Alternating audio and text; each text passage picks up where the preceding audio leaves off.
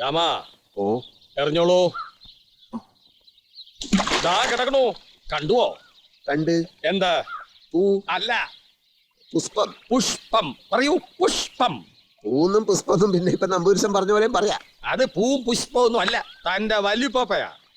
നമ്മളല്ല ആമിനാന്റെ. ആരുടേതോ ആകട്ടെ, ദേഹം ആത്മാവ് കോടാലി. ഇത് 3 കുളത്തിൽ കിടപ്പുണ്ട്, ഇനി പൊങ്ങില്ല. കോടാലിയ? അതുകൊണ്ടല്ലേ വല്യുപ്പ മുട്ടനാടിനെ അടിച്ചു വന്നത്. അത് ആമിന പറഞ്ഞില്ലല്ലേ. അവള് പറയാത്ത പലതും ഈ ഇരുന്തലക്കടം കണ്ടു.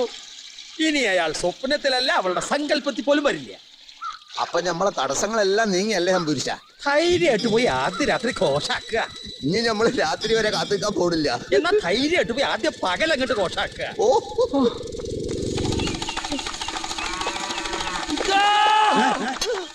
എന്താണ് ഹംക്ക്? ആ ഇബ്ലീസ് പുറപ്പെട്ട് ഓരിപ്പിങ്ങത്തും. എന്നാ നിങ്ങൾ രണ്ടുപേരും കൂടി തെങ്ങുമ്പോ കയറി.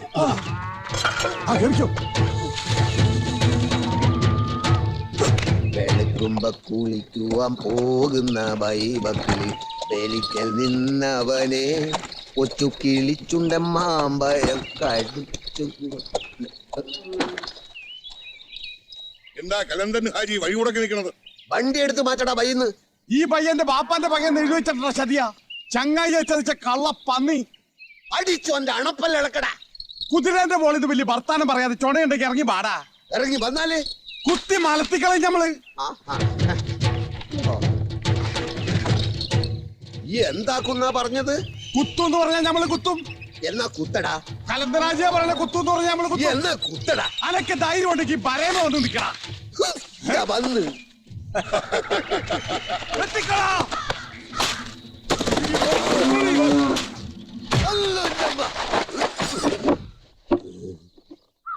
തെങ്ങ് ചൈക്കൂലെന്ന് പറയുന്ന ഇമാറുകളൊക്കെ വെട്ടിക്കൊല്ലണം. ഭാഗ്യം, തലയില് വീണത് രക്ഷയായി. വൈദ്യൻ എന്ത് പറഞ്ഞു? വെള്ളം നനയാൻ പാടില്ലെന്ന്, സൂക്ഷിച്ചില്ലെങ്കിൽ പയക്കെന്ന് പറഞ്ഞു. പതുക്കാൻ നമ്മളെ തലേന്ന് ചക്കപ്പായ കബഡി എടുത്തി നോക്കിയപ്പോ നിങ്ങൾ കണ്ടില്ലായിരുന്നു തേങ്ങാക്കൊല ഭൂന്ന്. കബഡിക്കുള്ളി തേങ്ങാക്കൊലയോ? ഇയാളോട് ആര് പറഞ്ഞു തെങ്ങിന്റെ ചോട്ട് പോയി നിൽക്കാൻ? നമ്മള് പോയി തിന്നല്ല, ആ കലന്തന്റെ ചതിപ്പണിയാണ്. ഓന്റെ പേരിൽ നമ്മള് പോലീസിൽ കേസ് കൊടുക്കും. തേങ്ങ തലേ വന്ന് വീണേന് ഓരെന്ത് കുറ്റാ ചെയ്തേ? അന്റെ മനസ്സിൽ ഇപ്പോഴും ആ അമുക്കാണല്ലേ? ഓ അവത്ത് ഞമ്മള് കേസ് കൊടുക്കും. എടോ ഹാജിയാരെ, അതിന് കലന്തം തന്നെ ഒന്നും ചെയ്തില്ലല്ലോ. പിന്നെ വേണമെങ്കിൽ തനിക്ക് തെങ്ങിന്റെയും തേങ്ങയുടെയും പേര് കേസ് കൊടുക്കാം. നിങ്ങൾ നമ്മളെ മക്കാറൊക്കെ കേസിനും വക്കാണത്തിനും ഒന്നും പോയോണ്ട് ഒരു കാര്യമില്ല. ബുദ്ധി ഉപയോഗിക്കണം. അബ്ദും കലന്തനും ഒറ്റക്കെട്ടാണ് തനിക്കിപ്പോ ബോധ്യായില്ലേ? അവൻ കച്ചവടത്തിനൊന്നും വന്നതല്ല, തന്നെ ദ്രോഹിക്കാൻ ആ കലന്തം വരുത്തിയതാ. അവനൊരു ഉഗ്രൻ മന്ത്രവാദിയ. എന്തോ കൂടോത്രം കുഴിച്ചിടാനാണ് അവന് വീട്ടിൽ കയറിയത്. അതവൻ ചെയ്തിട്ടുണ്ട്. അത് ശരിയാ. അതാ ഇങ്ങള് ചെയ്യണ പണിയൊന്നും ഏക്കാത്തത്. ആര് പറഞ്ഞു ഏക്കണില്ല എന്ന്? വല്യുപ്പ പിന്നെ വന്നുവോ? ഇല്ലല്ലോ. അതിന് നമ്മൾ ഒതുക്കിയപ്പോഴല്ലേ തേങ്ങാക്കൊലയിൽ ദുർമന്ത്രം ചെയ്ത് തലയിലേക്ക് ഇട്ടത്. ഇന്നും മണിയറ ഒരുക്കി വെച്ച് അത് ഓർക്കുമ്പോഴാണ് ഞമ്മക്ക് സങ്കടം. തടസ്സങ്ങളെല്ലാം ഞാൻ മാറ്റിത്തരാം. അത് നിങ്ങൾ കുറെ സായില്ലേ പറയാൻ തുടങ്ങിയിട്ട്. ഓരോന്ന് മാറ്റുമ്പോഴും പുതിയ ഓരോന്ന് ഉണ്ടാക്കില്ലേ അവന്മാര്. ഇനിയിപ്പോ ഒരു വഴിയേ ഉള്ളൂ, ഒരു കടും പ്രയോഗമുണ്ട്. അതോടെ അവനിവിടെ നോടും. അതങ്ങട്ട് ചെയ്യാം.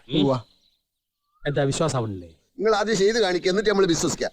അവൻ ഈ നാട്ടിൽ നിന്ന് വാരും പൊക്കി ഓടും. ഞാൻ കാണിച്ചു തരാം, വരിക. നിങ്ങള് വന്ന് കിടക്കി. 2 ദിവസം കഴിഞ്ഞ കെട്ടയക്കാന്നാ വൈദ്യര് പറഞ്ഞിരിക്കണേ.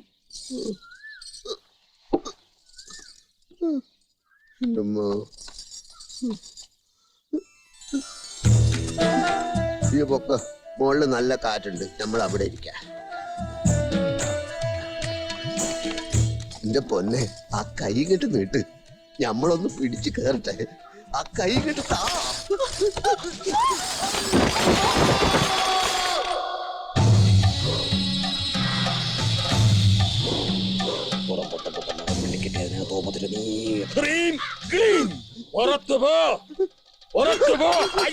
ഇയാളിത് എങ്ങോട്ടാ പോകുന്ന ശുംഭൻ?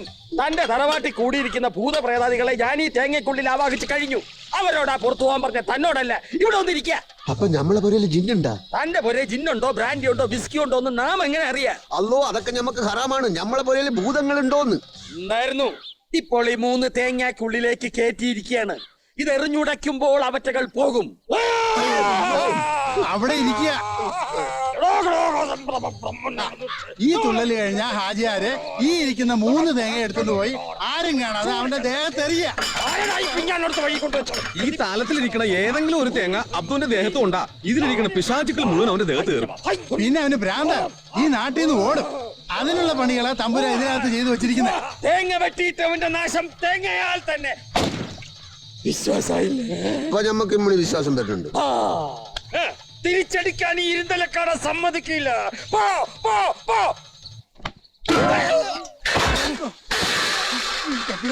തിരിച്ചടിക്കണ ജാതി തന്നെ ഇപ്പൊ ഞമ്മക്ക് പെരുത്തി വിശ്വാസായി. തമ്പുരാനെ ഒക്കെ മുക്കിയതാ, വില ഒട്ടും കുറയില്ലേ? ഹാജിയല്ലേ? ഈ പൈത്തിനെന്താ ബല? 70 റുപ്യ ഹലാക്കിന്റെ വിളി. എന്നാ പിന്നെ നിങ്ങൾക്ക് വെറുതെ തരട്ടെ.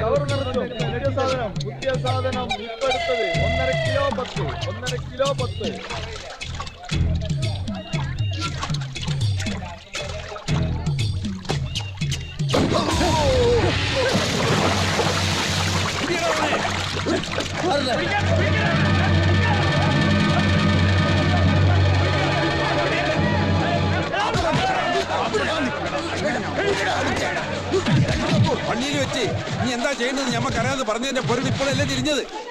പുറനാട്ടിൽ നിന്ന് വന്നവനെ സഹായിച്ചതിന് മൊയിലാരെ എറിഞ്ഞ് കൊല്ലാൻ നോക്കി എന്റെ കൈ കാലും തച്ചോടിക്കടാ. കള്ള ഈ മാറി ഇണീറ്റ് നടക്കരുത്.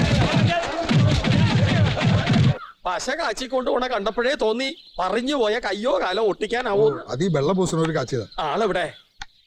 ഹോ, കഷ്ടം. മേഴത്തൂർ ഒരു കാല് കഴിച്ചുവിട്ടുണ്ടായിരുന്നു. മടങ്ങി വരുമ്പോ കടവത്ത് വെച്ചാ വിവരം അറിഞ്ഞത്. എന്താ ഇത് കഥ? വൈദ്യരെ, കാര്യമായിട്ട് അപകടം വല്ലതും? ഒന്നും പറയാതിരിക്കാ ഭേദം. ചവിട്ട് കൊണ്ട് നാഭി കലങ്ങി പോയിരിക്കണോ? ഒട്ടും മൂത്രമൊഴിക്കാൻ പറ്റില്ലേ? അയ്യോ, നടുമ്പുറത്ത് കോണായിട്ട് ഇങ്ങനെ ചോര കല്ലിച്ചിരുന്നു. ആരോ 5 കിലോ തൂക്കക്കട്ടി കൊണ്ട് അടിച്ചതാ. 5 കിലോയോ? അതെങ്ങനെ മനസ്സിലായി? മുദ്ര അസലായിട്ട് പതിഞ്ഞിട്ടുണ്ടല്ലോ പുറത്ത്. ഉവ്വ്. എന്തിനാ മൊയ്തൂട്ടി ആ മൊയിലേറെ തേങ്ങ ഉണ്ടറിഞ്ഞേ? നമ്പൂരിശ, ഞമ്മളെ മയ്യത്തെടുക്കാൻ നേരായോ നിങ്ങൾ കബഡി വരത്തി വെച്ചൊന്ന് നോക്കി. അല്ല, അതിപ്പോ ബന്ധനം ദണ്ഡകാരണ്യം ഭൈരവീ മുക്തിയെ ഭാമിനീം.